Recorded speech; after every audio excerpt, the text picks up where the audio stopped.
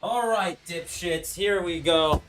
Welcome to the greatest battle that we will ever prepare our souls for. Today, we will strengthen our hearts, our minds, and our bodies in order to defeat a great foe called the Mcat. Run by the AMC and has many beautiful sections that line up to 7 hours long. A full day of just testing and trying to understand and quantify your ability to become a physician in your future.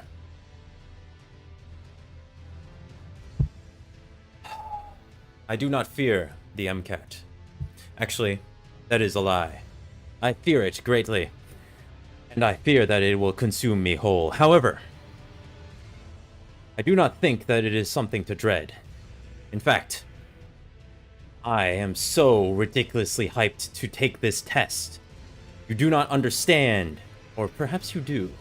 Perhaps you are not like the others, in that you understand that this need not be a measurement of who you are as a person, but something that we can all strive to defeat and conquer and prove to ourselves that we can do it, that we can get a 500, 510, 520,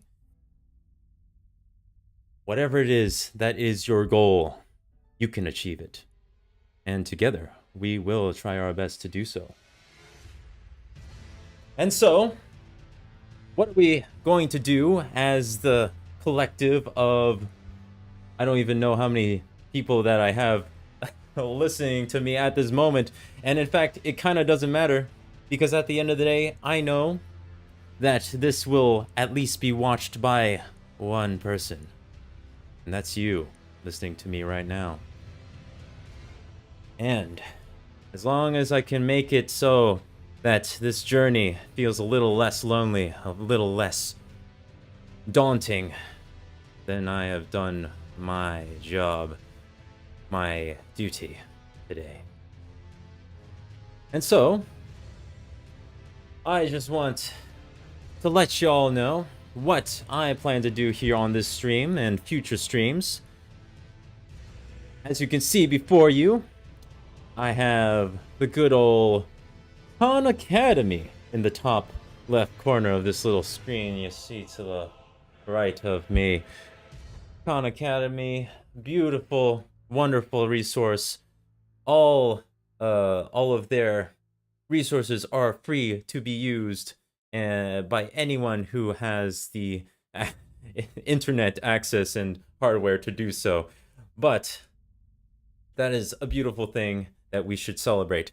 And I think I won't likely get in trouble for using their resources on stream. Unlike some other resources that I am a little hesitant to use on stream. And in doing this, I won't just simply sit here and watch it and just silently go like, yes, I will remember this. No, no, no, no, no, no, no, no, no. It's not quite that simple. The human mind and brain simply needs something more in order to remember something. And for me, it may be different for you, but for me, that is to create a cheat sheet, but more of a mind map. Well, actually, a cheat sheet in the form of a mind map. And that is because I find that spatial kind of like positional awareness related things are a lot easier for me to remember. However, for you, well, you gotta find some other way, okay? You can't just sit here and be like, I'm just gonna watch this guy make his own mind map here and think that that's it. That's all I'm gonna do. No, no, no, no, no. What you need to do is make your own cheat sheet of your own. Or make your own flashcards. Doesn't have to be a cheat sheet. It can be literally anything. Just put your creative minds to the test in order to defeat this test. All right. I think that basically covers what I'm going to be doing here. Of course, I do want to be fully transparent. This is not the only thing that I will be doing in order to prepare for this test. So, I'm gonna share a little bit of the other things that I have already started, as in, I haven't really started that many other things. But I have started a couple things. Let me write that down for y'all for my grandiose plan. Oh, hello. This is quite large. I want the small font. And we can zoom in. Alright. Duh. Man. Okay. Alright. You ready to hear the plan? You ready to hear my plan? It's not gonna be your plan. It's gonna be my plan. Alright. Number 1. Do Mcat streams. Mcat review streams. Now see, content review. Content review. Stream with Khan Academy. Mcat review is actually going to be, well, supposed to be the shortest part of your Mcat prep, or so all those Mcat podcasts tell me. Because fact of the matter is, your brain's not just gonna remember all this information just because you went through it once. It's not. Just not gonna do it. That's why you gotta have these things, these tools, to help quickly check information and be like, okay, I can figure out where this is in my mind. But, well, actually, give me a second. Mile down. Anki cards, Anki flashcards, are another way to study and to remember terms just by term and definition in a paced out way, such that your brain has a lot easier time remembering things, just because, like, you can't just dump all that information in there. You can throw some 20 or odd words in there and just be like, okay, I'll memorize those 20 words today. I'll memorize another 20 tomorrow, and build upon that. So that's kind of the idea behind the flashcards, and why Anki is actually pretty helpful for learning languages in particular, which, oh man, I'm gonna have to teach myself a couple of languages, because I've always wanted to learn Japanese and Spanish, but aside from all that high school Spanish, I don't think I'm gonna remember all that. So, Nihongo aside, let's talk about some other stuff, because those two are kind of my main kind of plan when it comes to content review stuff. Of course, I'll be looking at other methods, and if I actually get any viewers on the stream, go ahead and put some ideas in the comments below, just to drop in some stuff. Oh, hello. Lamau, you only see Megumin? That is perfectly fine. I am not restarting my entire spiel, because, oh wow, actually, whatever. Whole spiel aside, all you really need to see. Oh, maybe I'll re-upload this VOD with an edited version of myself. Ugh. Great, wonderful. OBS is a little confusing sometimes. In any case, you have no idea what this is? Morty, don't worry about it. All you need to know is that you're gonna learn a lot of biology, physics, sociology, psychology, chemistry, oh god, organic chemistry, and literature. A surprising amount of literature. A certain amount of literature that you may not even understand why a doctor may need to know that much. Critical thinking. But hey, I don't hate it. It's basically language in of itself. That is true, exactly. So, that is why we're going to be talking Anki cards, and I might be doing that on stream as well, who knows. However, I do want to get two things, and I want to just talk about UWorld just a little bit, because they got a beautiful set of Q banks, Q question banks, in order to cover all the random ass questions you might find yourself answering throughout the Mcat, and boy howdy, there's a lot of different ones, and they're all going to be intersecting all the different details and information that there is to be found in the Mcat. And so, that will be covered in my maybe final two-thirds of my Mcat prep, and I don't even know how I'm gonna, if I even can stream that, because UWorld, I don't know if you know, is quite expensive, and I don't think they will take it too kindly if I were to demonstrate any of their questions on stream for free for people. Luckily, Academy has some practice questions, and hopefully I can get away with using those and covering those on streams as well. I think I mentioned physics. My academic escapades. Dude, I am so ridiculously hyped to take the Mcat. This is like in the top 3 most hype moments in my life. Like, number 1. Oh wait, no. Number 3 is the Mcat, or prepping for the Mcat. Number 2 would be the announcement of Resident Evil 8, and number 1 is me going with my dad to see SpongeBob the movie and seeing that one lifeguard save SpongeBob and Patrick to go back to the Bikini Bottom, and that was such a hype moment that I will remember for the rest of my life. But that is neither here nor there, and I gotta watch that movie once again.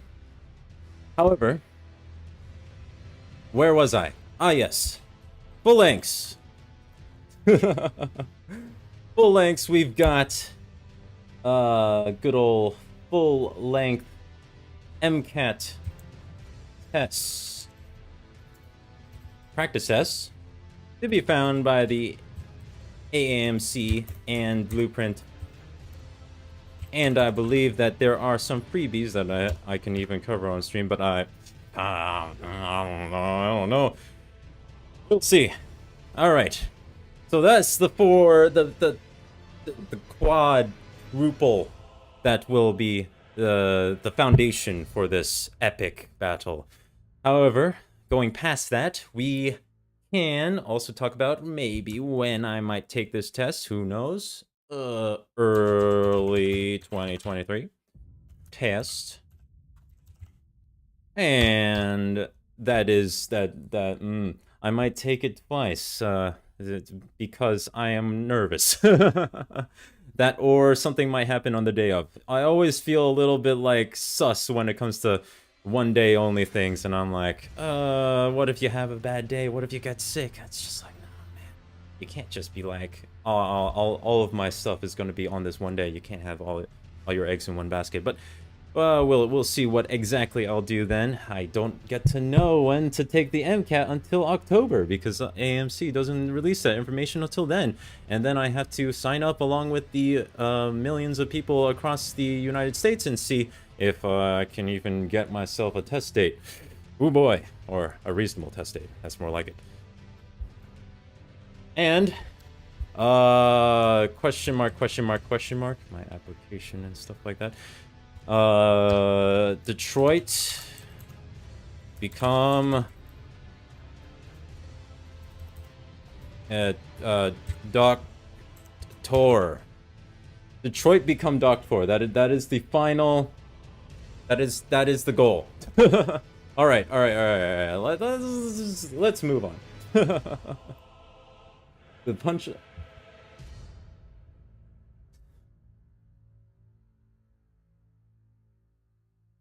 Took too long. Try again. I don't even know what punchline I was even trying to do. There is no punchline. There is only medical school. And so, okay, let's finally get this thing started. The system is indeed great. So, Academy will be starting with their unit on biomolecules, and starting with the central dogma, which is the, like, the big cheese of all information when it comes to biology. And, kind of get the gist myself. I'm pretty sure it's just like you take the DNA, you go to the RNA, and then you spit out the proteins. But I'm gonna go ahead and fast forward through this information to start doing this for real. And I will not be at this 1000% energy throughout this entire journey. I just needed the epic start to get myself psyched up. Alright. Okay, I do not know how long this music will be in comparison to the... Okay, I think the music is a little high compared to a good old speaking, and it may be a little bit fast.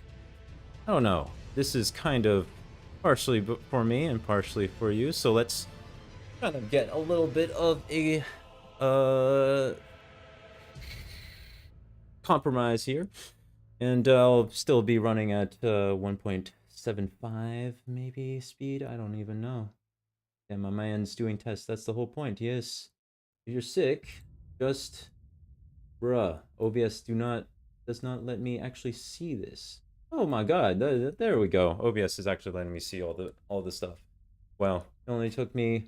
How many streams have I been doing so far? Exactly. Don't worry about it. In any case.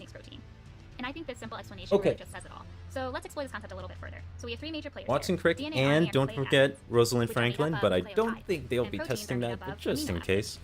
Rosalind Franklin. Which can then be restored as DNA when DNA copies itself in a process called replication.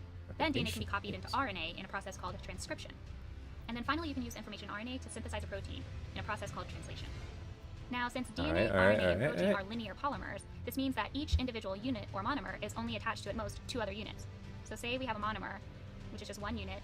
They are connected in a series like this, which makes it a linear polymer. And this is the same for DNA, if each of these is a deoxyribonucleic acid, for RNA, if it's a ribonucleic acid, or a protein, have this which are Elden Ring music on loop. Connected in a linear polymer. So what does this mean? This means that the specific sequence of each of these monomers effectively encodes information, and that the transfer of information is faithfully preserved from DNA to RNA to protein.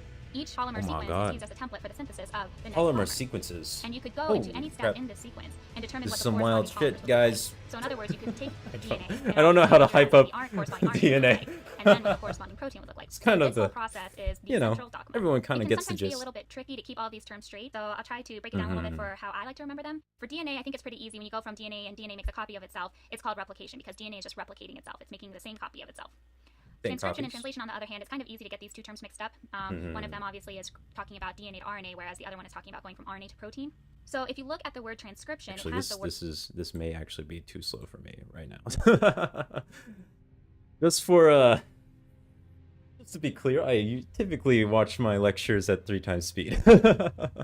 So I'm actually nerfed right now. So I think of it as going from one written form to another kind of written form, and both use nucleic acid. So they both use that's how I remember it. If you will, scribe so you're just going from one kind of DNA to translation, on the other hand, different written also forms. The same term that we use when translating one language to another describes going from nucleic acid completely to different language, different result. So that's translation. So hopefully that helps you keep straight a little bit. Good shit. So what did we learn about the central dogma? Just remember the simple statement that DNA makes RNA, which makes protein. Oh god. Miro is lagging. Oh no, Miro, please. Okay. So. Central dogma. Dogma. I don't think we need to actually note down Watson Crick. I think for the most part we get it. They are a very famous duo. They are ready to partay and steal Rosalind Franklin's X-ray and all that jazz. Oh boy. Come on. There we go. And so we've got the classic DNA replicating with itself.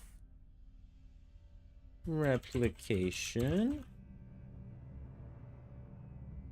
Oh god. Okay. They are very far away. There we go. Then we've got transcription. Transcription leading to RNA.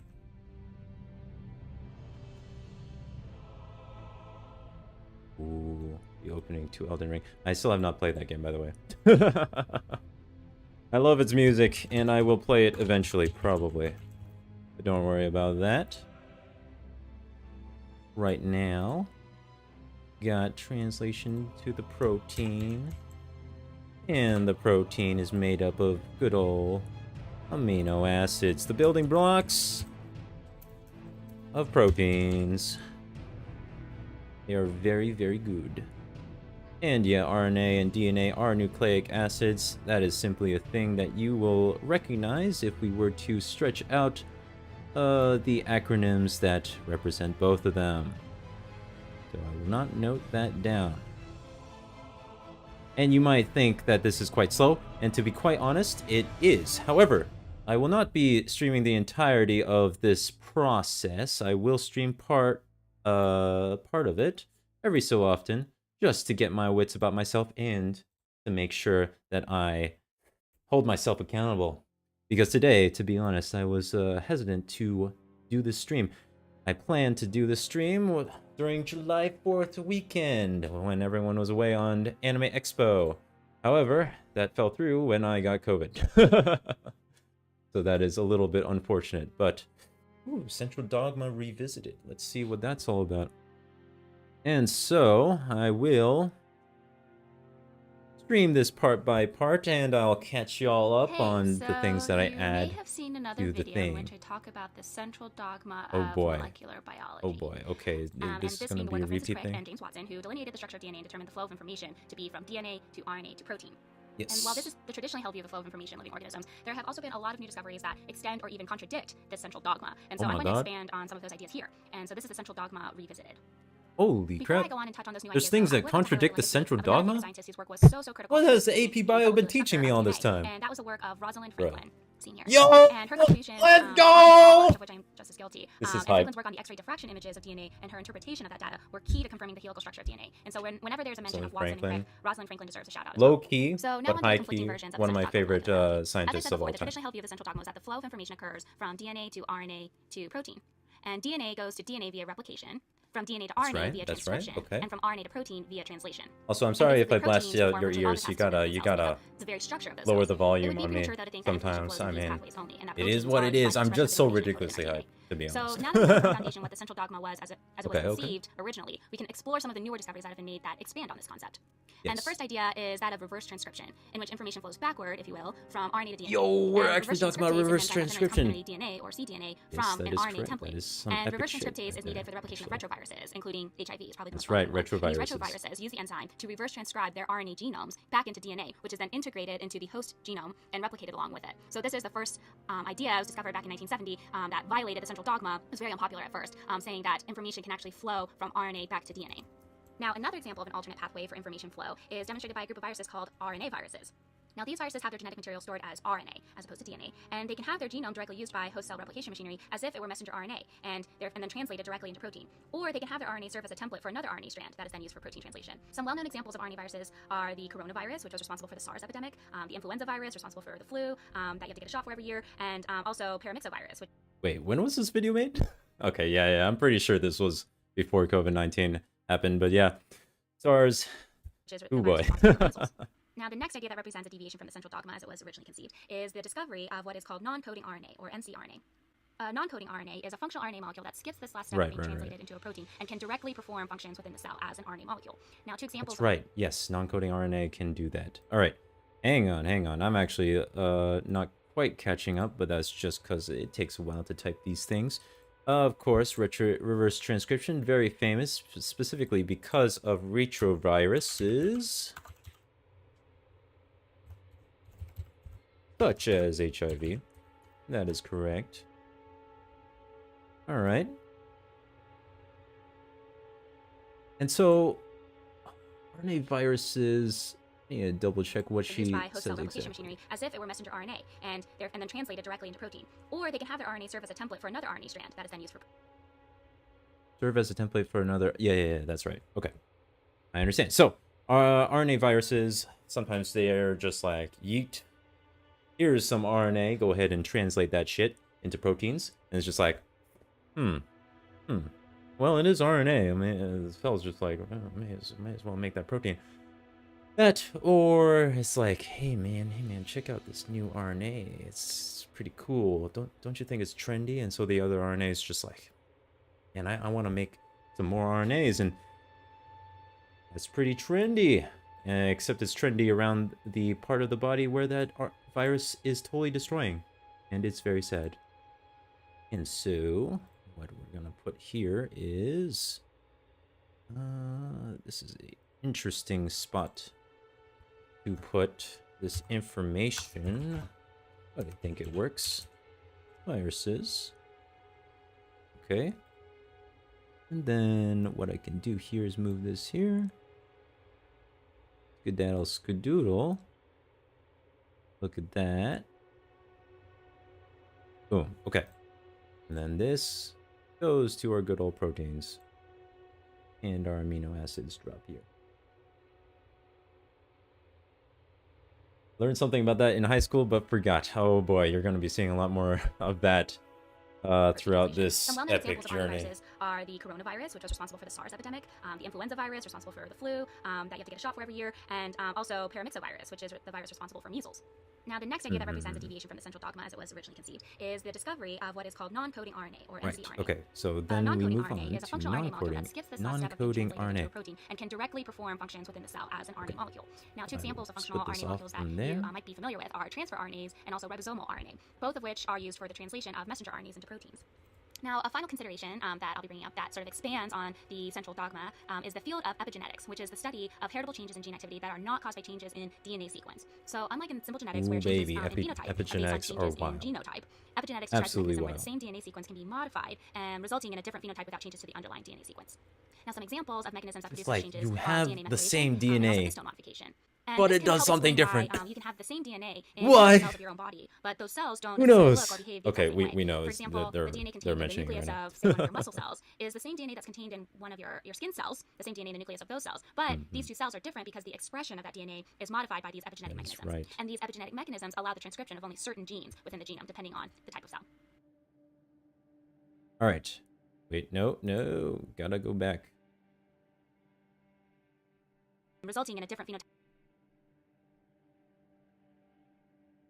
All right, we got ncRNA. Beautiful. Epigenetics. Okay, we're splitting that off of DNA, I think. Or is it something that applies to DNA? I'll say that epigenetics is something outside that applies to DNA. So epigenetics will point towards it. And DNA is, okay, that is 23. I want to have the similar font size that we can just poke right into the DNA, just like an IV. Boom. Okay. What is the DNA of the soul, Nick?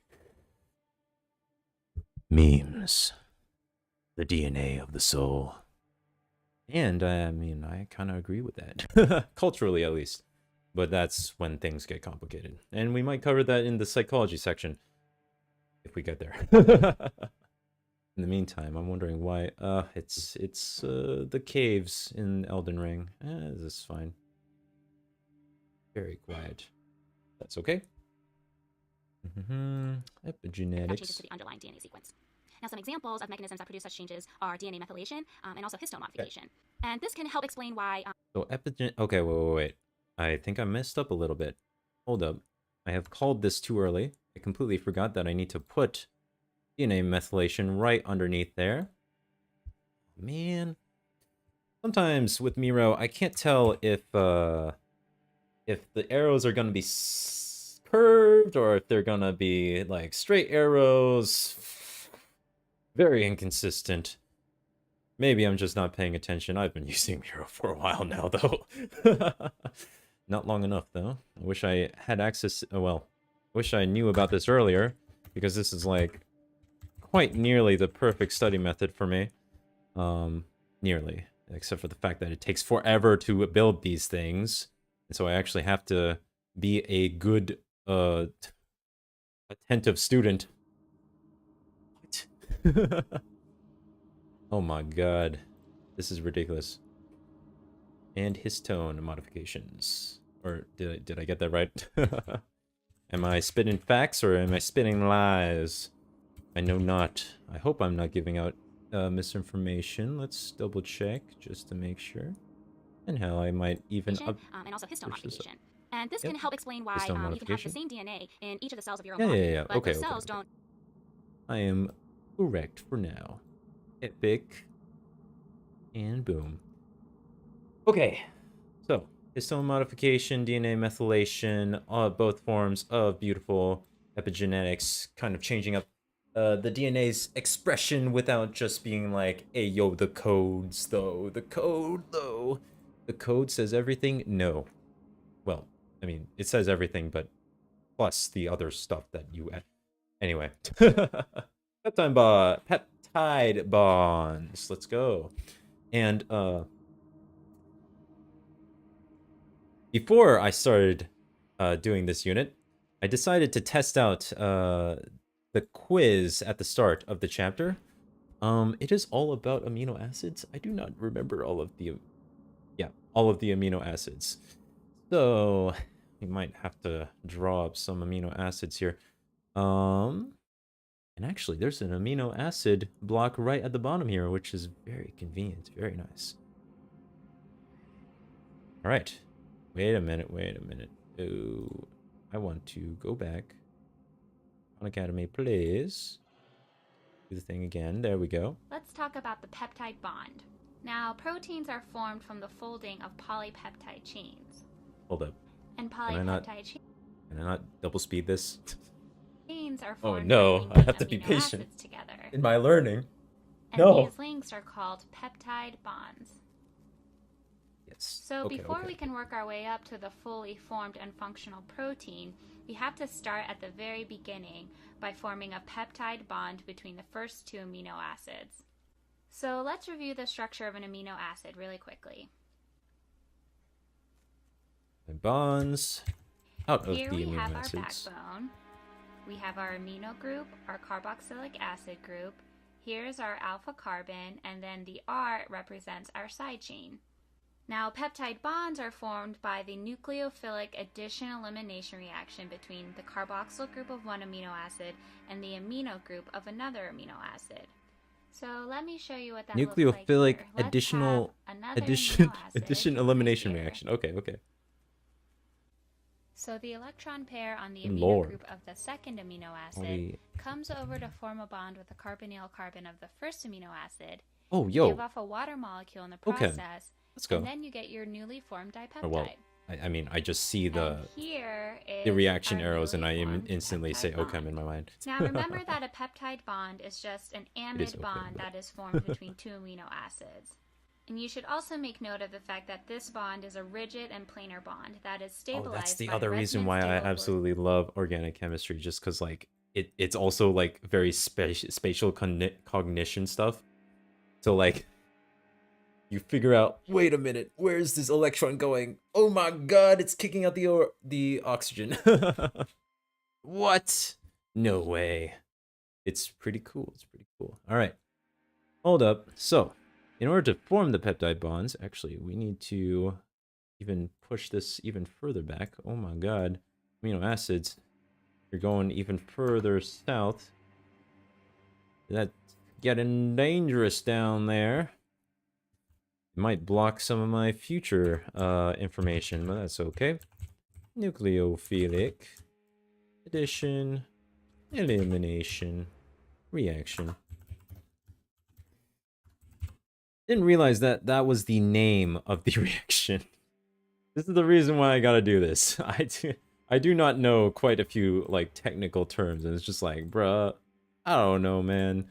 I call it the thing that brings the people together, the amino acids together. station of this nitrogen's electrons to this carbonyl oxygen. So we can draw that out here. Remember that there is a lone pair of electrons on this nitrogen. So, Nucleophilic addition reaction. Should I add a bubble clarifying what it is? We're going with the NH2 yeets itself. No, yeets its electrons. There we go. Towards. Wait. I am literally coming up with this this notation system right now. Pretty sure there's an official notation system for this, but I ain't nobody got time for that right now. Carbonyl. I might update this just in case, just to make things super clear. Here, but for now, that's what we're gonna do. These electrons will move to this oxygen atom, which also has its own 2 lone pairs of electrons. Electrons so it can attack. also be represented like this. Click. And we'll have the oxygen. formation of a double bond here, and then an extra lone pair on the oxygen atom. So as you can see, the peptide bond with this resonance delocalization of electrons has a lot of double bond character. And because of this double bond-like character, the peptide bond is a very rigid and planar one. But don't confuse this with thinking that an entire polypeptide chain would be a rigid-like structure, because even though there isn't much rotation about the peptide bond, you do still have free rotation about these alpha carbon atoms here. So now here we can see we have a dipeptide, and if we kept adding amino acids along in the chain here, we would have a polypeptide. So now if we take a closer look at the That's how we're chaining up these things together. You can see that there is a pattern formed from the atoms that form this backbone. And here you have a nitrogen atom, the alpha carbon, and a carbonyl carbon. And then it repeats with a nitrogen atom, the alpha carbon, and a carbonyl carbon. That makes sense. And you get a pattern that looks like this. Mm-hmm. So and each time you add a new amino acid, the pattern just repeats. Carbon, carbon, nitrogen. So that whatever length of your polypeptide chain, you always start out with a nitrogen atom and you always end with the carbonyl carbon. And so this end of the backbone of the polypeptide chain is called the amino or N-terminal. And then this end of the polypeptide chain is called the C-terminal. Wow, that is like the most succinct explanation for N-terminal and C-terminal I've ever seen.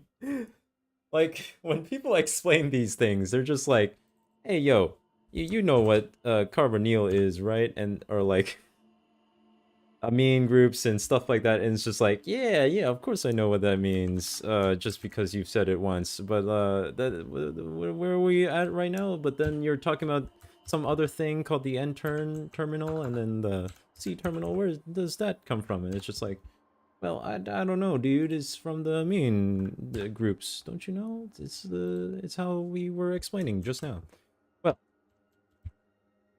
that makes sense. We got the NCC, just kind of pattern, so we end up with N-terminal and C-terminal. In a polypeptide chain, each amino acid is called a residue. So that's the formation of a peptide bond and a polypeptide chain. So now how do we go about breaking this peptide bond to get 2 amino acids again? Let's give ourselves just a little bit more room here to work. And we'll redraw a bond between 2 amino acids as a peptide bond here. And remember that here is our peptide bond, just to highlight it for you. And we can break this peptide bond in a process called hydrolysis. Whoa. So if we have hydrolysis of this peptide bond, then we go back to forming 2 free amino acids. The hydrolysis of a peptide bond is helped along by 2 common means, and those 2...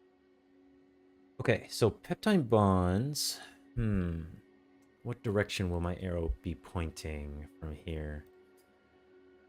I think hydrolysis is a thing, yeah, it has to be pointing at the peptide bond itself. Just like they have in their image right there. So, hydrolysis is a thing that is being applied to the peptide bonds in order to break them apart, resulting in the resulting in a multitude of amino acids all on their own.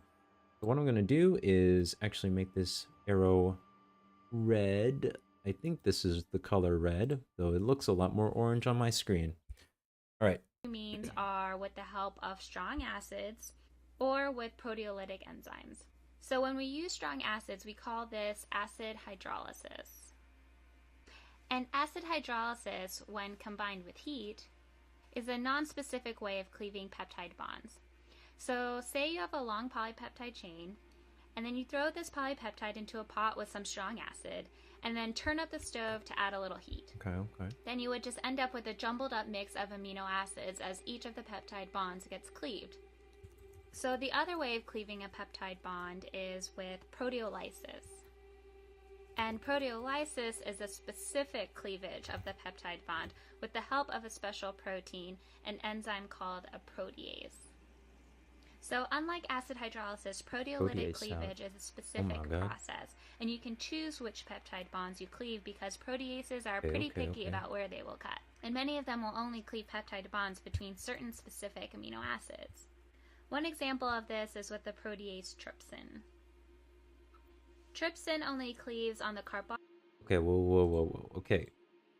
I understand that this is non-specific, so I need to type it out such that uses the protease.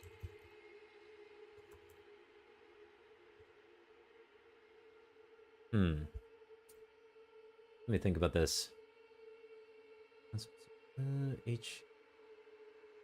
How do I want to actually type these things out?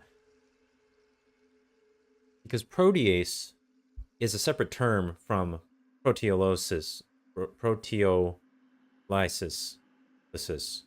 whatever. And so I'm wondering if I need to split those terms up or keep them together. I'm going to keep them together for now, just because I know how much information there's going to be.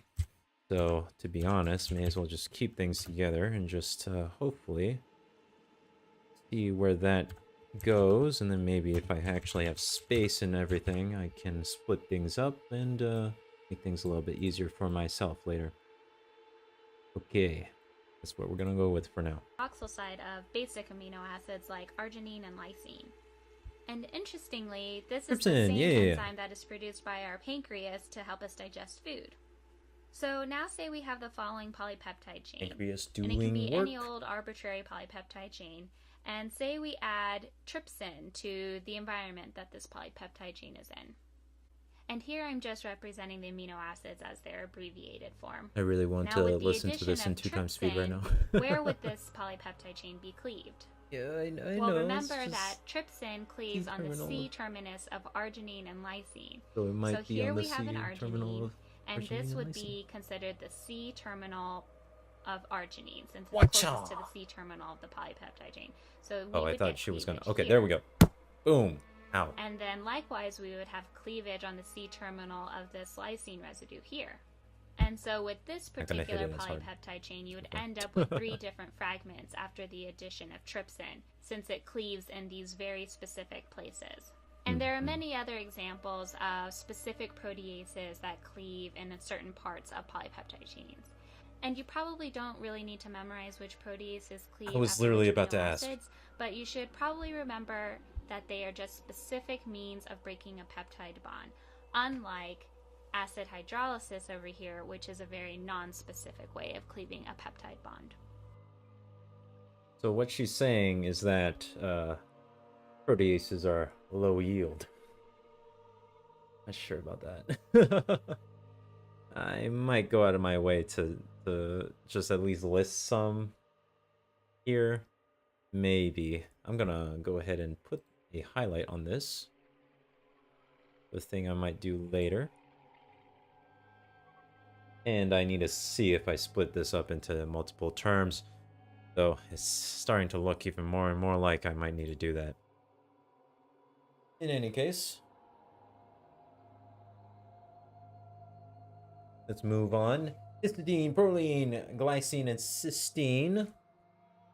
Glorious amino acids. Oh, whoops, I already started this just because I wanted to test. So welcome to the Amino Acid Show, and This show is going to be featuring just 4 of the 20 amino acids, and those amino acids are histidine, proline, glycine, and cysteine. And these 4 amino acids deserve sort of an extra time in the spotlight because they each have a side chain that sort of sets it apart from the rest. And so let's go through one by one and see what exactly these side chains are all about. And so first up we have histidine, and I've drawn the structure of histidine for you here. And here is the backbone of the amino acid. So this is the same for all the amino acids. And then you see here is the side chain of histidine. So what is so special about histidine then with this side chain? Well, as it turns out, this side chain has a pKa of around 6.5. And this turns out to be really close to physiological pH, which is right around 7.4. So what does this really mean about pKa that's close to physiological pH? Right.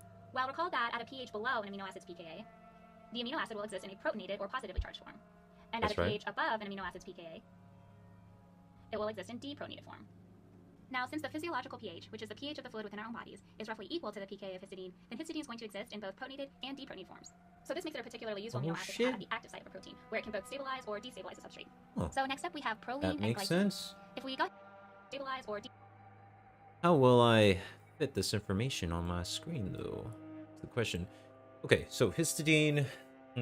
We know that it has a pKa of 6.5, which is around physiological pH. Okay, so let's put A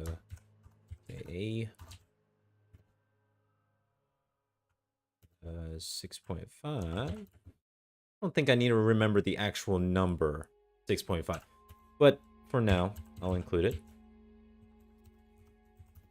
Still getting used to this. It's a little bit different method than I'm used to in how I'm actually taking these notes, as in a different amount of information and told in a different style.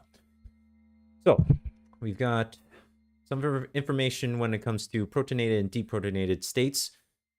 Where to place that? We can do is, okay, this makes it a good active site. So I can, okay, place the word active site here. No, we have not gone to more advanced concepts. Dude, we're gonna take a while. Don't worry about that. And actually, no, to be honest, like, the whole amino acid conversation is still something that can be a little bit confusing.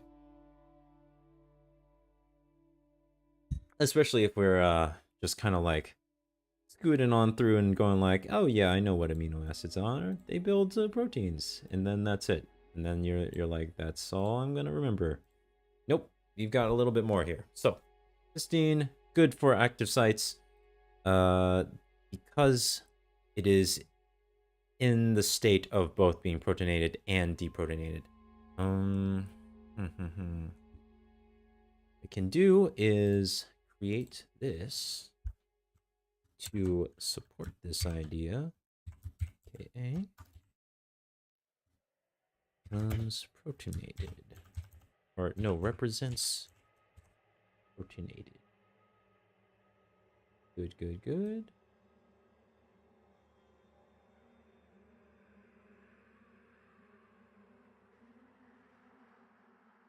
Meanwhile, we have the opposite, which I will literally just copy and paste from the last one. Boom. All right, excellent. This is going to be greater than. That becomes deprotonated. Okay. Very nice. All right. So we got our idea of what histidine is. So next up we have proline and glycine. More to go. If we go ahead and take a closer look at I proline, remember we have proline and glycine being really interesting. But then you can see that the side chain is this alkyl group that wraps around and forms a second covalent bond with the nitrogen atom of the backbone. And so we say that proline has a secondary alpha amino group. And so this is just referring to the fact that the side chain forms a second bond with the alpha nitrogen, the nitrogen in the backbone of this amino acid. Now let's come over here and take a look at glycine. Here we have the backbone of the glycine molecule, and then here we have the side chain. And the side chain for glycine is the simplest of all side chains. It is just one hydrogen atom. And I've drawn it out in wedge and dash form here to help emphasize how, because the side chain of glycine is a hydrogen atom, you have a duplication of atoms coming off of this carbon here, the alpha carbon. And so now this carbon is no longer a chiral carbon. So we'll write that here. No chiral alpha carbon. And this kind of sets it apart from the rest of the amino acids because the rest of the amino acids do have a chiral carbon, meaning optical activity under plane polarized light. And glycine is also considered to be very flexible because it just has this little hydrogen atom as its side chain, and so there's a lot of free rotation around this alpha carbon. So we also consider it to be very flexible. So why are these two amino acids grouped together? Well, they both play a role in disrupting a particular pattern found in secondary protein structure called the alpha helix. And an alpha helix is just a coiled up polypeptide chain that kind of looks like this. Now, because of its secondary alpha amino group, proline introduces kinks into this alpha helix, and it ends up looking like this. And also, since glycine is so flexible around its alpha carbon, it tends to do the same thing. And thus, both of these amino acids are known as alpha helix breakers. So last but not least, we have cysteine, and here's the backbone again. I think I remember this vaguely, but okay. So proline and glycine. All right. Go ahead and dump in proline and glycine in here.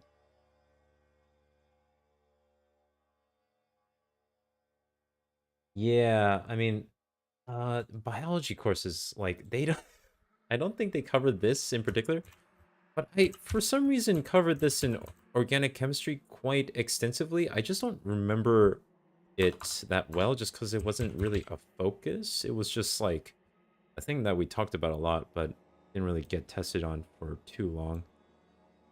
Proline and glycine. Now, I remember, like... I will remember that glycine is the simplest one when people, like, tell, or, like, well, remind me. I don't know how else to put that. Just, like, it's like, I remember that there is a very simple amino acid. I just never remembered the name glycine to that.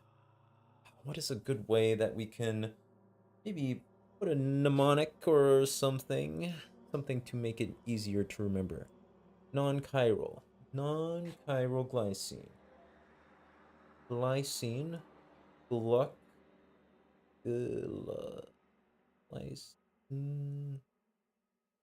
Gonna need some help with this one. Flexible.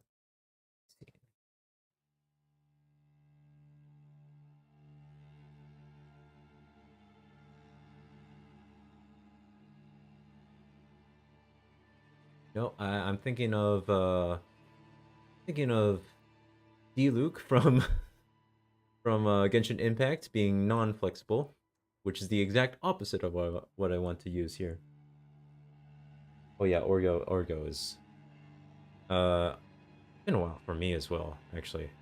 I just remember it being pretty cool. And then all the specifics just go over my head.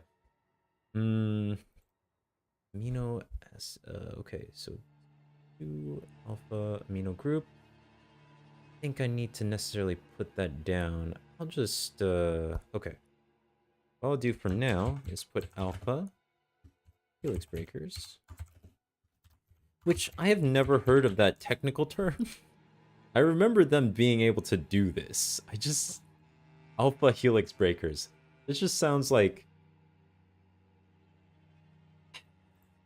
I was about to say a badass, like, metal band, but then I was like, no, that doesn't sound very, with it, with the kids. So no. A parody of a metal band? Maybe.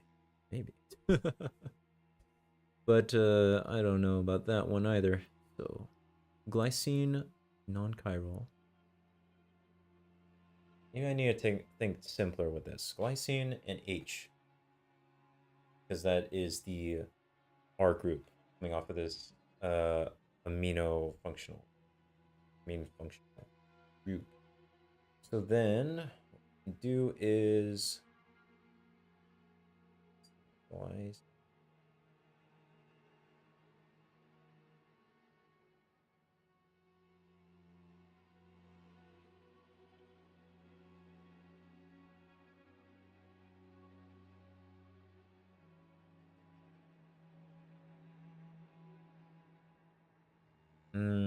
I can't base it off of the end of the word because there's also leucine all the other amino acids have a similar ending, so I have to work with gly. Gly? Good luck, you. Okay. So, gly. What we're gonna do is gly will mean good luck to you.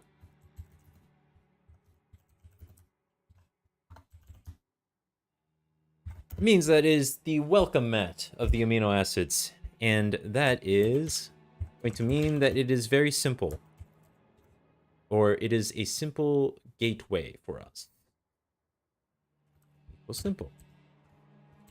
Hopefully this might be a good way to remember that, but we'll see if that's going to be effective.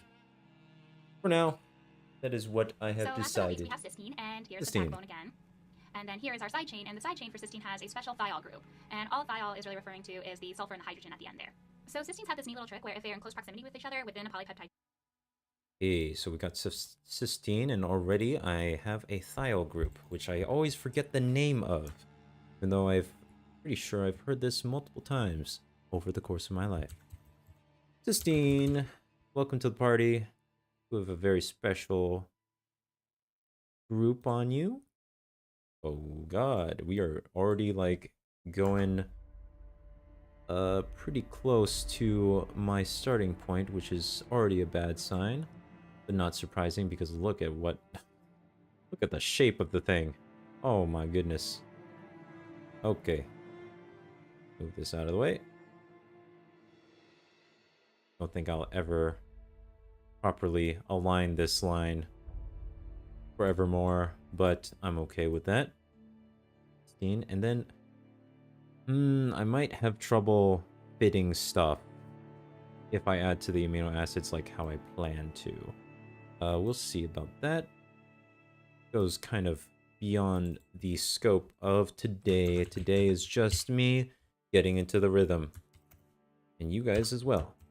Although I already messed up my plans for how epic this stream would be by simply forgetting to switch to the active camera. So, oh well. But hiccups are going to happen, and we can't fear failure, especially not in the face of such a massive undertaking as this. Chain, So or we even shall between fail, two different polypeptide chains, then their we side shall chains can form a forget bond together information. between the two sulfur atoms called a That's disulfide okay. bridge. So let's bring up two cysteine amino acids here, and I've shown them as isolated amino acids, but remember that they are part of a greater polypeptide chain, and the formation of the disulfide bridge occurs Oh separately. yeah, It is just they between make the it side chains. so the cysteine at that the top is flipped over to bring its side chain in close proximity with the second cysteine below it, and then the bridge forms between the two sulfur atoms. So before we go over how a disulfide bridge is formed, let's do a quick they little get review closer. of redox reactions. They form And this really what you bridge, want to so remember it is becomes the like a mnemonic parallel oil thing. rig. And that's to remind you that in oxidation you have a loss of electrons, so oxidation is loss, and in reduction you have a gain of electrons, so reduction is gain. So remembering that will help you understand the disulfide bridge formation. Oh my god. So going back to our two cysteines, if you look closely, like the way that they're teaching this is so weird to me because like they're starting with a lot of like orgo stuff and then redox reactions without going back or like without starting with that simple those simple concepts, and so they're just like throwing people into the fire. But this is Mcat prep, so you should know the general gist of what's going on. It's just interesting. at their side chains, the thiols are existing in reduced form. So you're going to Like, where find do I these even thiols in a put? reducing I environment. guess I could put redox here. Now, say those but cysteines end up I in don't an know if I need oxidizing to. environment. In that case, you would see the loss of these hydrogens, Mhm. and then the formation of a bond between these two sulfur groups, which looks like this. So this here is your disulfide bridge. So when do you see cysteines going solo, kind of like you see here in the separate thiol group form? And when do you see them Yes, forming these disulfide bridges? bridge. Well, it turns out that it Yes. depends a little bit on what the rest of the environment around them is like. And as it turns out, the exterior of the cell, or the extracellular space, is an oxidizing environment. So I'll write that down here. So the extracellular space will favor the formation of disulfide bridges. But in the intracellular space, you're more likely to find a reducing environment. So I'll write that down here. And the way that I like to keep this straight is that I kind of think of how the interior of the cell has these little molecules called antioxidants. Oxidizing. Wait, sorry. What is exactly the word? A little bit on what the rest of the environment around them is like. And as it turns out, the exterior of the cell, or the extracellular space, is an oxidizing environment. So I'll write that down. Okay, it is actually environment. I was thinking of putting down environment, but then I was like, I don't know if they said solution or something else. Basically the same thing, but you want to make sure that things are technically accurate here. Oxidizing environment will lead to disulfide bridges, which it creates the tertiary structure of proteins, I think. Oh god. Why don't we cover that first? I already forgot my primary, secondary, and tertiary, and quaternary, because quaternary is a thing and is special. I believe quaternary is literally just like multiple proteins working together or something like that, which is pretty epic, but makes me wonder if that's really the structure or if that's just like an extra thing that we call a structure. Like that's an external thing. So the extracellular space will favor the formation of disulfide bridges, but in the intracellular space, you're more likely to I don't know find what a else they would reducing call it, I environment. guess. So I'll write that down here. And the way that I like to keep this straight is that I kind of think of how the interior of the cell has these little molecules called antioxidants. And these antioxidants, which you can kind of tell by the name of it, stifle any oxidizing reactions, and so they keep the intracellular space a reducing environment. So you might have seen cysteine spelled without an E like this. And you're probably thinking to yourself, is it cysteine with an E? Is it cysteine without an E? Is it cystine? Which one is it? I'm so confused. There are actually two official ways of spelling cysteine. The version with the E refers to cysteine when it's in its reduced form, and the version without the E refers to cysteine when it has been oxidized. Whoa. And the way I remember this is by picturing that the E stands for electrons, and so you have the electrons when you're in the reduced form, and then you don't have the E for electrons when you're in the oxidized form. So hopefully that helps you keep things straight a little bit. Is this something I need to remember? I don't think I need to remember that cysteine has two official ways to spell. I have never heard of that in my life. I have seen cysteine spelled with an E for every single situation, I think. Oh god, now I'm double. Oh. Have I ever seen it without an E? Okay. Whatever. We're moving on. I'm not putting that down. I'm not putting that down right now. Right now, I just want to move. I want to move on to the next area. Next legendary concept. Amino acid structure. A little weird that we're doing this now. We already talked about it. So we're going to be talking about amino acids, and specifically with regards to amino acid structure. And before we dive on into this topic, I think it's nice to kind of take a step back and take a big picture view of amino acids and kind of figure out, where do they exactly fit in the grand scheme of biochemistry and specifically, say, human metabolism. And I think the best way to do this is to take a real-world example of a human protein called hemoglobin. Hemoglobin, yes. Now, what is hemoglobin? Well, hemoglobin is found within the red blood cells that flow all through our bloodstream. So here's my little red blood cell, and each red blood cell is chock full of this hemoglobin protein. That oxygen. Just gonna write it as H. Eat it into the cell. And this hemoglobin protein is what is actually responsible for picking up oxygen when this little red blood cell flows through the vessels in the lungs, picks up oxygen, and then transports this oxygen to all the various tissues within our bodies. And so you can kind of think of hemoglobin as a car of sorts. Does it work really helping out with this one? Porsche 911. So, I mean, if you want to be more environmentally friendly, you could think of a Prius or something like that. So whatever your car is, oxygen is like the passenger for that car. And so hemoglobin goes by the lungs, picks up oxygen, delivers it to the tissues, and then tissues are just groups of cells that are of a similar type. And so each of the cells in these tissues then takes the oxygen and uses it to generate adenosine triphosphate, or ATP, which is the energy source for all the various metabolic processes that go on within our cells to help keep us alive. Okay. So now, where do amino acids fit into all of this? Stuff. I don't think well, amino acids are the building blocks of this hemoglobin protein. And so without amino acids, this entire vitally important process wouldn't be able to occur. Now, sticking with the car analogy just a little bit longer.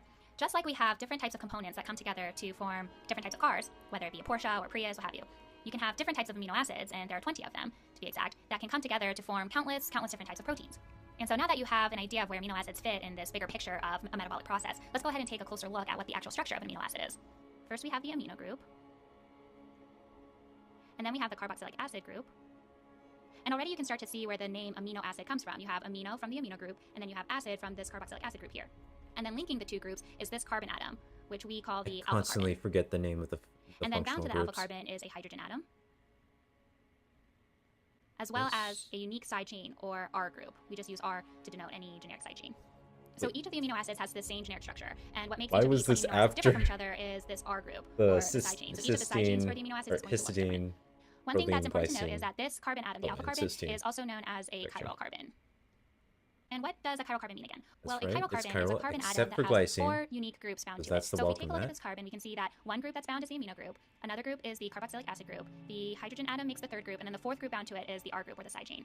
And so the alpha carbon in amino acids is considered a chiral carbon. And remember that chirality really refers to optical activity. In other words, if you were to shoot Okay, whoa, plain whoa, whoa. polarized All right. light. Hang on. So, should I... what I can do... okay. Wait. Oh, this is grouped together? No, I don't want to group that together. There we go. What I can do is go over here, say chiral.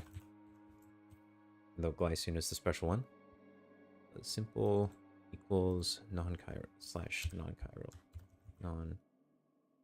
Non-chiral slash just H. Hopefully I remember H. Alright. Just that hydrogen by itself. But we don't care about glycine right now. We want to talk about chiral. So, got the amine group. Or the amino group. Wait, I don't know if I'm mishearing them or whatnot. Anyway. And H. H2. Watch them have a completely separate section just going over functional groups. I'll just be like, why must you hurt me in this way?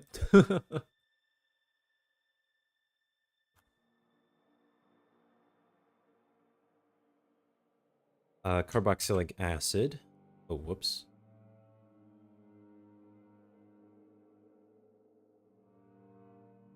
Sure, there's a more efficient way to, like, create more bubbles in this giant canvas. But they kind of run into each other sometimes. Carboxylic acid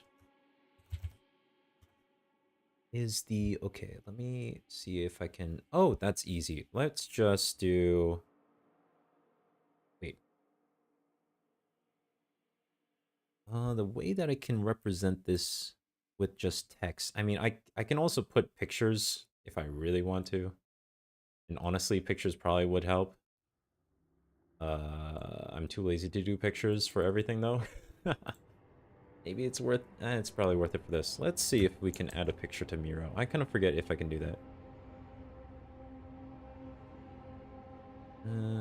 I'm tempted to wait until he adds more information on the screen, but then that kind of defeats the purpose of my board here. Because if you just paste in, like, presentations...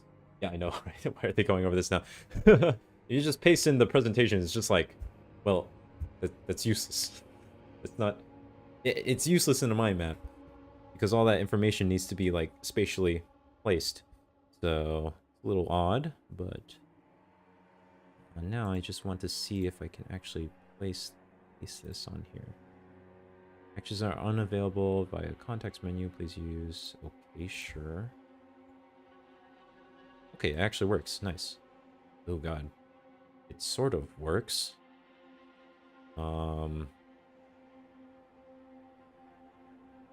Okay, Miro is struggling. Which is funny because this is like a clean slate, so I really don't have much on this map. Although I kind of have some suspicions that everything else that I'm doing on my computer is a little bit much for it. That's okay.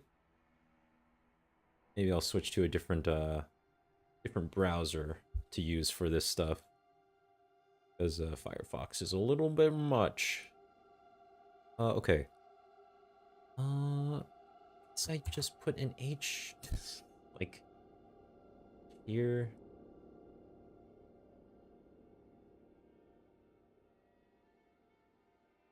Chiral. So I'm gonna put the alpha carbon. Ooh, how do I represent that? Alpha? The alpha? I don't think I can make subscripts in this program though, so that might be a slight weird thing we'll have to deal with. No, this is not working. See if I can just... There we go. Okay.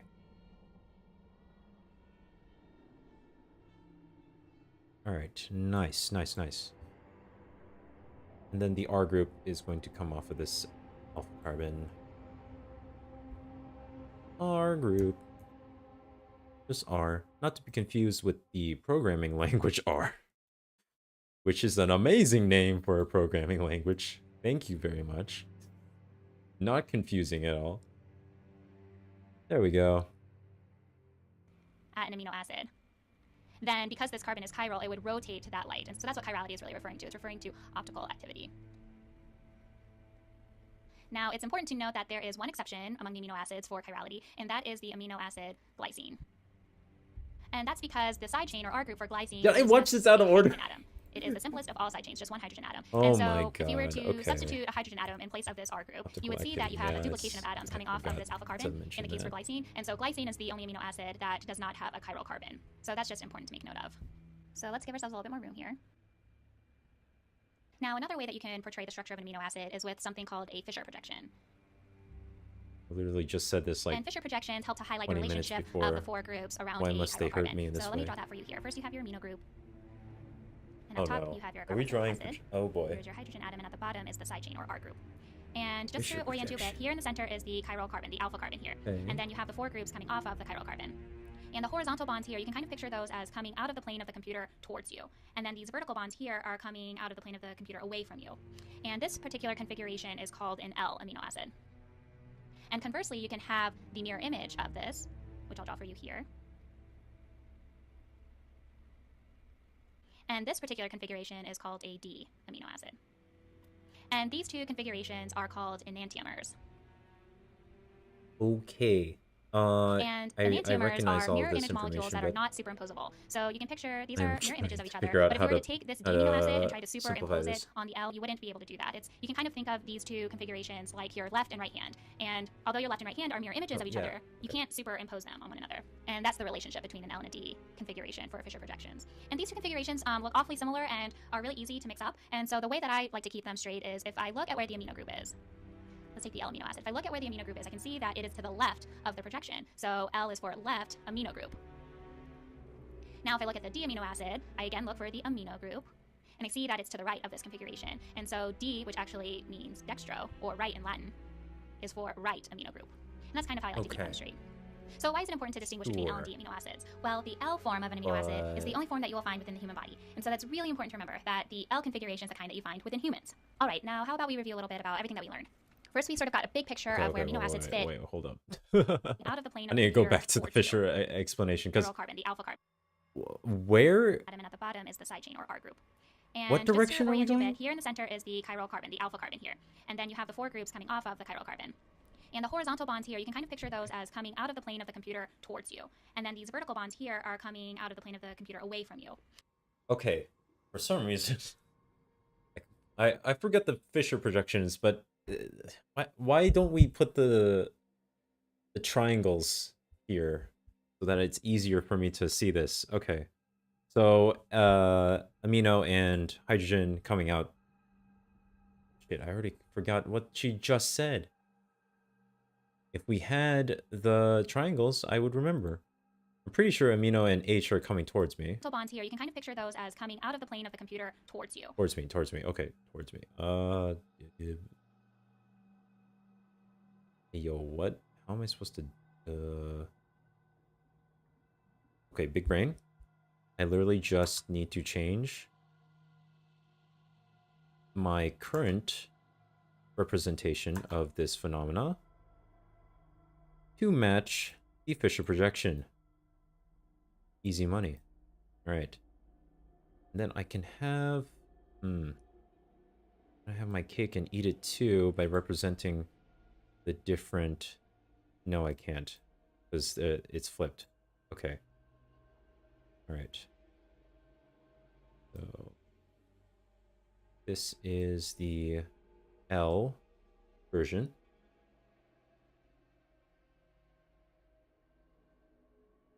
Oh yeah, no, it is actually like a cool way of representing chirality. I just wish that it was as visual as the other one. The triangles help a lot for me. Wait, where? Okay, so amino coming towards me, And then going back towards me, towards... Okay, what I can do is use these arrows to represent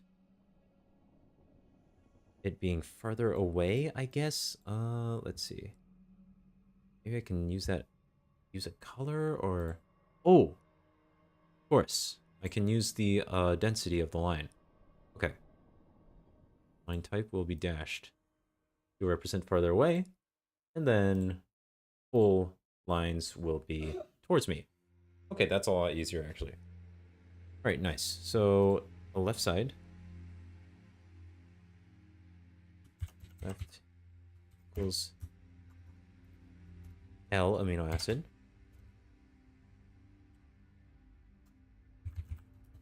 I'm gonna write it out for one of these and then not write it out for the other one. L is equal to left amino acid and then right.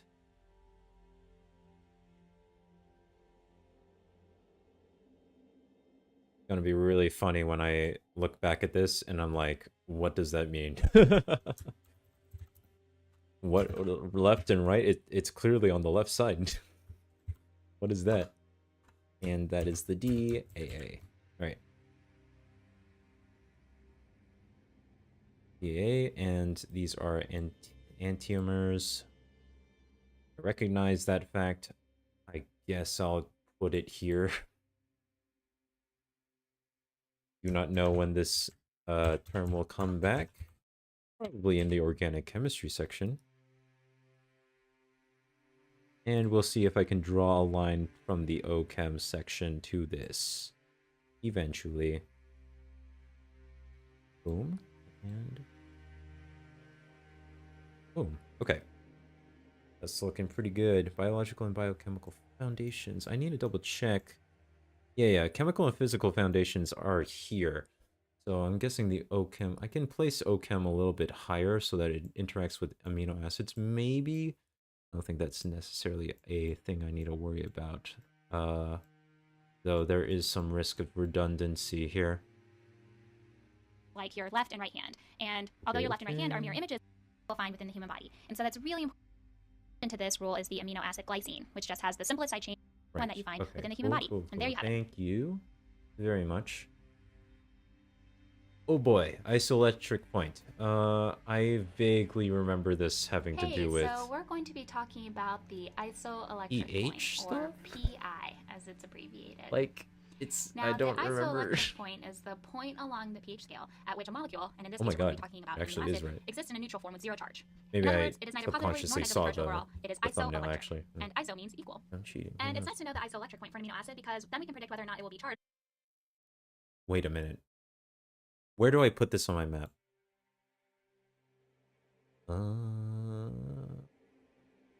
We got the central dogma, isoelectric point. Okay. I think what I'll do is move this here. Problem is that it's biomolecules. So isoelectric point is a little bit more chemistry.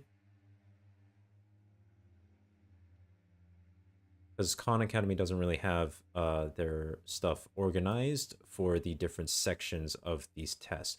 Which, I mean, apparently is a good point because the sections are kind of like mixed and whatever, so it's a little bit rough. What I can do for now is just place this in the chemical and physical section, and then we can move it around from there. But sometimes these things get a little insane, so maybe moving around later is not going to be feasible, but we'll see for now. So electric point in the middle of each scale. Or sorry, no, it's not. It's not always in the middle of this pH scale. It is the isoelectric point of a specific molecule. In other words, it is neither positively nor negatively charged overall. It is isoelectric, and iso means equal. And it's nice to point, or PI as it's abbreviated. Now, the isoelectric point is the point along the pH scale at which a molecule, and in this case we're going to be talking about an amino acid, exists in a neutral form with zero charge. Place where a molecule exists in a neutral charge. Okay, I don't think I can include anything definition-wise here. I'll just have In to other words, hope it is that neither I positively nor negatively charged overall. It is isoelectric. can And sort iso of means equal. figure this out. And it's nice to know that ISO script. It might help me out a little bit to remember ISO being equal, or it's just more information that I'm going to forget. We shall see in the future. isoelectric point for an amino acid because then we can predict whether or not it will be charged at a certain pH. And who doesn't want the power of prediction? So how do we figure out the isoelectric point for an amino acid? Well, let's start with the generic amino acid structure here. Triangles make things messier in your mind. Oh, so now let's interesting. take a look at the two functional groups on this amino acid. Ignoring the R group or the side chain for the time being, we're going to be talking about the amino group and the carboxylic acid group. So the amino group here, it has this nitrogen, which is a very happy proton acceptor. So we're going to write that here. And because it's a happy proton acceptor, it is considered to be basic. And we've drawn it out in its protonated form here after it's accepted an extra hydrogen or proton. Yes. So now coming over to our carboxylic acid group, this group is a very willing proton donor.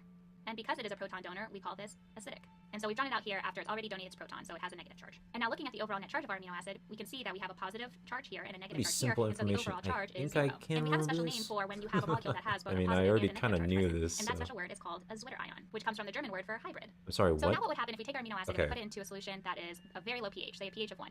In other words, immediately she says Zwitter ion. And a negative charge present. And that special word is called a Zwitter ion, which comes from the German word for... Okay, yes. So it has the positive and negative ions present in the molecule at the same time. And that is a Zwitter ion. I remember the word being really cool. I don't remember the context. All right. Well, what is Zwitter ion? Zwitter ion. I don't see the relation. Wait. So, are we... Oh my god. Okay. Maybe I'm getting really tired now. I know we're talking about amino acids here. And then this form of the amino acid is where it is So now let's take a look at the two functional groups on this amino acid. Ignoring the R group or the side chain for the time being, we're going to be talking about the amino group and the carboxylic acid group. So the amino group here, it has this nitrogen, which is a very happy proton acceptor. So we're going to write that here. So how do we figure out the isoelectric point for an amino acid? Well, let's start with the generic amino acid structure here. So now let's take a look at the two functional groups on this amino acid. Ignoring the R group they're or the just side chain for the talking time being, about... we're going to be talking about the amino group and the carboxylic acid group. So the amino group here, it has this nitrogen, which is a very happy proton acceptor. So we're going to write that here. Okay. And because it's a happy proton acceptor, it is considered to be basic. And we've drawn it out in its protonated... And so we've drawn it out here after it's already donated its proton, so it has a negative charge. I'm and now trying looking to at the figure overall out charge its of our amino exact acid, relation we can see that we have a to positive charge here and a isoelectric negative point. charge here, and so the overall charge is 0. And we have a special name for when you have a molecule that has both a positive and a negative charge present. And that special word is called a Zwitter ion, which comes from the German word for hybrid. So now what would happen if we take our amino... Whatever. I'm gonna put down Zwitter ion first. Figure out its relation in a bit. Zwitter ion equals plus and minus charge present. I guess. Okay. acid and we put it into a solution that is a very low pH, say a pH of 1. In other words, an acidic solution. Well, we can think of acidic solutions as having a lot of excess protons around. So anything that can be protonated on our amino acid is going to be protonated. And so it's going to look like this. And now if you take a look at both of the groups on our amino acid, you can see that our amino group is still in its protonated form and carries a positive charge. But now our carboxylic acid group has gained a proton and lost its negative charge. And now you can see that the overall net charge on this molecule is now positive 1. So now let's come over to the other end of the spectrum. Let's put our amino acid in a solution with a very high pH, say a pH of 12. And so this is going to be a really basic solution, and we can think of really basic solutions as having a lot of excess hydroxide anions around. And so now everything that can be deprotonated on our amino acid will be. So it's going to look like this. And if we look at our overall net charge of our amino acid now, our amino group has been deprotonated, so now it is neutral, and the carboxylic acid group has been deprotonated, and so it has a negative charge again, and so it has an overall net charge of negative 1. So now we know that we have a range of forms that our amino acid can take. We have the positively charged version at low pHs all the way up to the negatively charged version at high pHs. Now back to our question about the isoelectric point. So the isoelectric point is the pH at which we go from the positive to the negative form. In other words, it's where we find the Zwitter ion. And to find out the exact pH, we have to take the average of the pKa's of our two functional groups. And recall that... What is that node? You said the... Okay. Alright. Tracy. I also didn't realize that that was their name. Awesome. Thank you, Tracy, for all of the support. Said the isoelectric point is the pH who goes from the positive form to the negative form. But meant it is the point at which it goes from either positive or okay, I see. To a neutral state. Yes, that makes sense considering the definition. Ion. And to find out the exact pH, we have to take the average of the pKa's of our two functional groups. And Okay. recall that the pK Okay. is just the negative So- log of the acid dissociation constant. So on average, and it varies between all the different amino acids, but on average, the amino group has a The pKa of Switter around 9. ion And then on average, the pKa for the carboxylic acid group is right around 2. So now if we just give ourselves a little is bit more, how we you can calculate figure what the out PI or isoelectric point would be for the our generic amino acid. isoelectric So point. taking the average pKa for the amino group, and then the average pKa for the carboxylic Okay. acid group, and we divide by 2, then we get 11 over 2, and we come to an isoelectric point of 5.5. But say our amino acid has a side chain or an R group that is also a functional group, then we would also... Okay, wait. So, pKa1 and pKa2 are the points at which we know the Switter ion has accepted or released a hydrogen. Okay.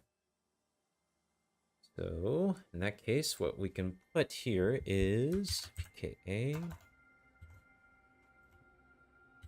pKa1 plus pKa2, so the average of the two. 2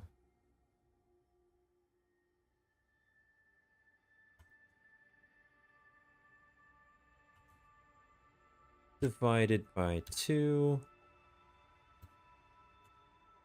is equal to this,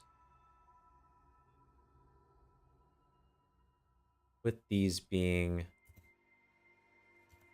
the points at which the wait.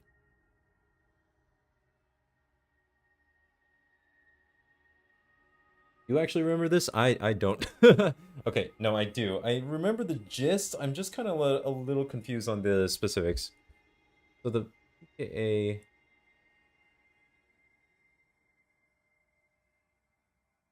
at our overall net charge of our amino acid now, our amino group has been deprotonated, so now it is neutral, and the carboxylic acid group has been deprotonated, and so it has a negative charge again, and so it I has an overall understand net this. charge.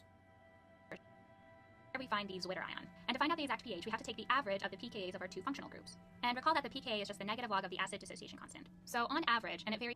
Negative log of the acid dissociation constant.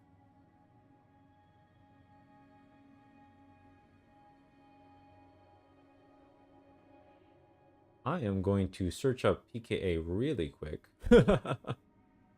Just so that I can understand where I'm getting confused. Okay. Number how weak or strong a acid is. Okay, less than 0. Negative log base 10 of the Ka value. Set acid dissociation constant. Okay, so strong acid will have... Okay, yes, I remember this. So the lower the number, the higher likelihood of it dissociating. Okay. between all the different amino acids, but on average, the amino group has a pKa of around 9. And then on average, the pKa for the carboxylic acid group is right around 2.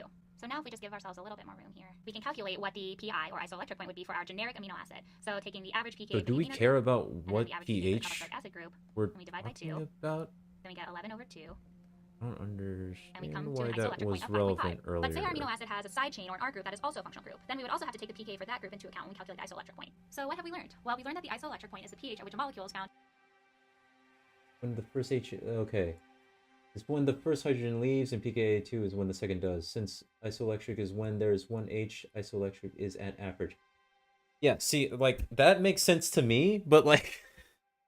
for some reason, I guess I was just kind of getting mixed up on where she was at when she was in her explanation. Okay, that makes sense. Let me put down pKa 1 as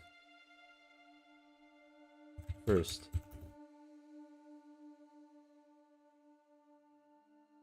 First H leaves. So then pKa 1...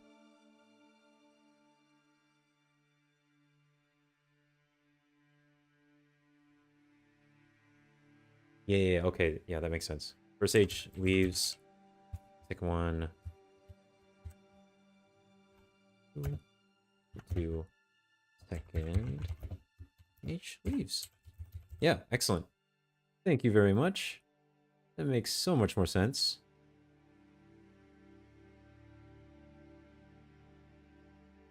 Good stuff. All right. Okay, next video. Oh no, classification. All right. All right, so let's go through the classification of amino To acids. amino acids. And I've highlighted the word class within classification for you because I'm going to paint for you a picture of a classroom that is full of 20 different amino acids. And just picture this as the most diverse classroom you've ever seen because each amino acid has their own unique side chain, and this makes them distinctly different from the amino acid next to them. And just like a real classroom full of kids, even though each amino acid is unique and special in their own way, you can start to see that some of these amino acids are more alike than they are different. And we can start to see these similarities in the chemical properties of the side chains. And this allows us to group them together into various categories. And those chemical properties include the charge of the side chain, the ability of the side chain to undergo hydrogen bonding, and also whether or not we can classify that side chain as being either acidic or basic. So the 20 amino acids can be split broadly into kind of two main groups. The first group includes the nonpolar amino acids, and then the second group includes the polar ones. And the nonpolar amino acids can also be thought of as the hydrophobic or water-fearing amino acids. And conversely, you have the polar ones; those can be considered hydrophilic, meaning water-loving. And yet another way that I like to kind of think about these two main groups are the hydrophobic amino acids. They're kind of like the water haters. They don't really want to interact with water at all. They'd rather just interact with themselves. Whereas the hydrophilic amino acids are very open and welcoming to interacting with water, and so they're water lovers.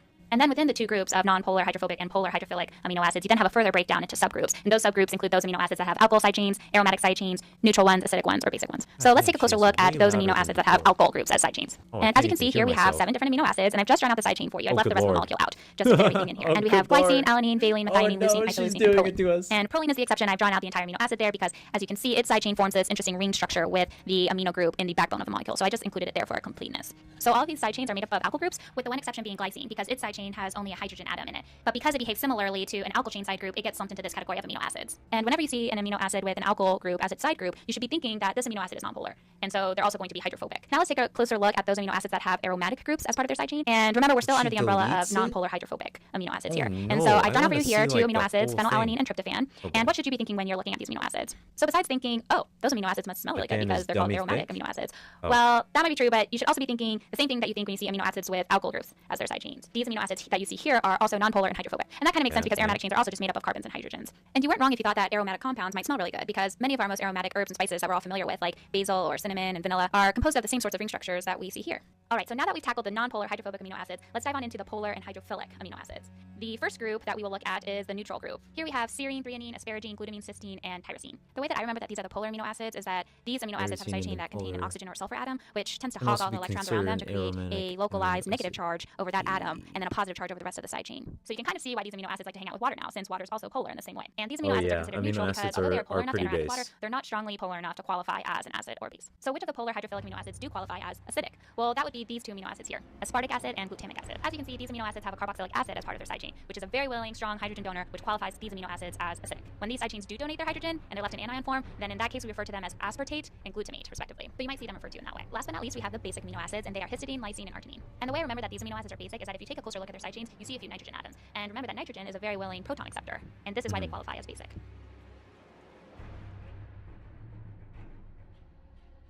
Okay. Oh, and 4 levels of protein structure. I literally was asking for that earlier. All right, so And arginine. And the way I remember that these amino acids are basic is that if you take a closer but you might see them referred to in that way. Last, if you take a closer look at their side chain, very willing proton acceptor, and this is why they qualify as basic. Okay, wait a minute. Yes, okay, so I remember the gist.